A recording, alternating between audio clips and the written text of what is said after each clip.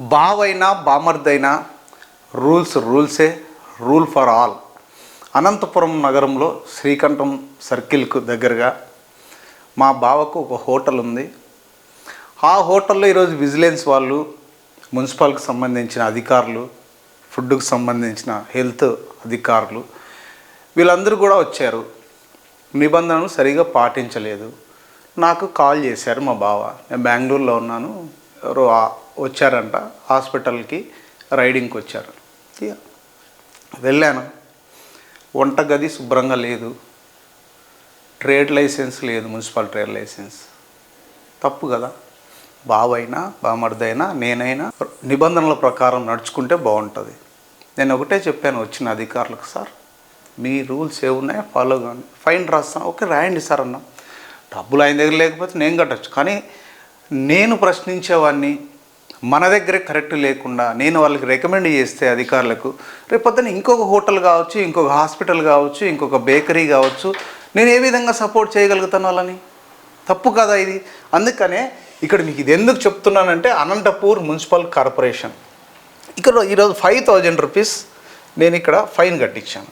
ఇది కూడా ఈ రిసిప్ట్ కూడా చూపిస్తాను. అనంతపురం నగరపాలక సంస్థ మొత్తం 5,000 రూపాయలు. నేను ఏమంటానంటే, నా బావ కావచ్చు, బామర్ది కావచ్చు, నా తమ్ముడు కావచ్చు, ఎవరైనా కావచ్చు, నిబంధనలు పాటించకపోతే ఖచ్చితంగా 5,000 రూపాయలు ఏం ఊరికే రావు కదా. ఒక రోజంతా కష్టపడితే 5,000 రూపాయలు మిగిలితే అది కూడా కష్టం చిన్న చిన్న హోటల్స్లో. కానీ అందుకనే ఎవరిని ఉపేక్షించేది లేదు. ఖచ్చితంగా నియమ నిబంధనలు పాటించాల్సిందే. దానిపైన ఏపీ 39 టీవీ, మన తన ఇవన్నీ భేదాలు లేవు.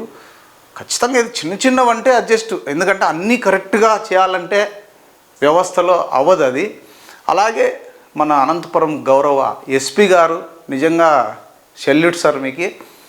ఎస్పీ ఆఫీసులోకి ఎవరైనా సరే వస్తే పోలీసులు సైతం హెల్మెట్ పెట్టుకొనే రావాలి, కారులో వస్తే సీట్ బెల్ట్ ఉండాలి.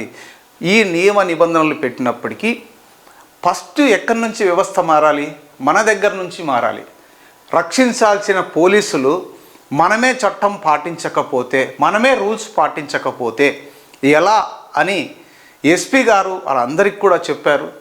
సోమవారం నుంచి కూడా ఎవరు కూడా హెల్మెట్ లేకుండా ఎస్పీ ఆఫీస్లోకి రాకూడదు అంటూ కరాఖండిగా చెప్పారు. నేను కూడా అదే చెప్తున్నా. ఏ హోటల్స్ కావచ్చు, బేకరీస్ కావచ్చు, హాస్పిటల్స్ కావచ్చు, ల్యాబ్లు కావచ్చు, ఇంకొకటి కావచ్చు, ఖచ్చితంగా నియమ నిబంధనలు పాటించాల్సిందే. దీనిపైన గట్టిగా పోరాడతాం. ఇంకా ట్రాఫిక్ ఏంటంటే అస్తవ్యస్తంగా మారింది అనంతపురం ట్రాఫిక్.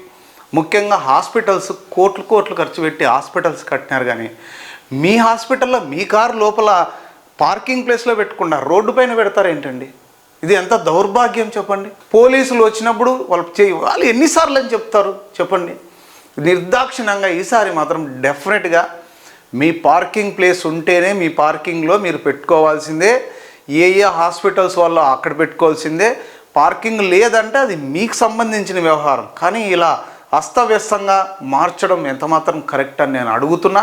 ఇవన్నీ కూడా అందరూ కూడా అంటే 100% పాటించలేం.